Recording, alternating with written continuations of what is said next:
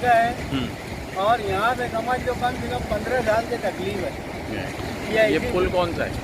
ये नुमानी पुल है। हाँ नुमानी पुल है जी। और सब स्कूल के बच्चे उससे भी इधर से जाते रहते, लेडीज वेडीज भी सब जाते रहते।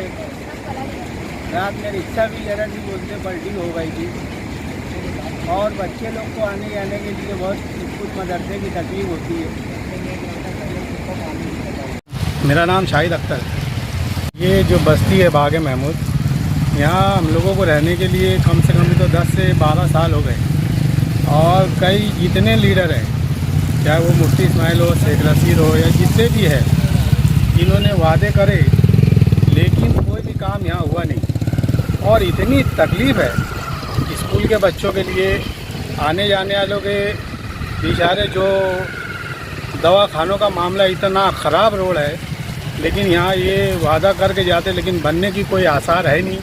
और इतनी तकलीफ़ उठा रहे लोग यहाँ पर, हर तरफ के रोड बन गए, यही एक रोड का मसला है। दादा भूसे ये भी आते ये लोग और ये बोलते कि यार ये बन जाएगा, हो जाएगा। वो एक रोड वो लोग बनाए, लेकिन जो रोड बनना चाहिए मेरे हिसाब से तो सबसे ज़्यादा ज़रूरत ये रोड की है, इसमें इस्तेमाल बहुत है और ये बनना चाहिए। ऐसा मैं वो लोगों से भी बोलता और भी जो दूसरे हैं, ये जिनके ज़िम्मे ये काम है, ये काम होना चाहिए, ये रोड बनना चाहिए जितनी जल्दी हो सके, क्योंकि बहुत तकलीफ़ हो रही है।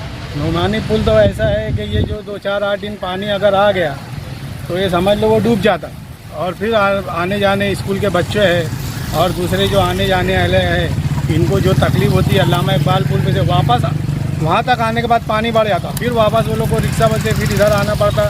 ये तकलीफ़ अलग है, यानी तकलीफ़ बहुत है।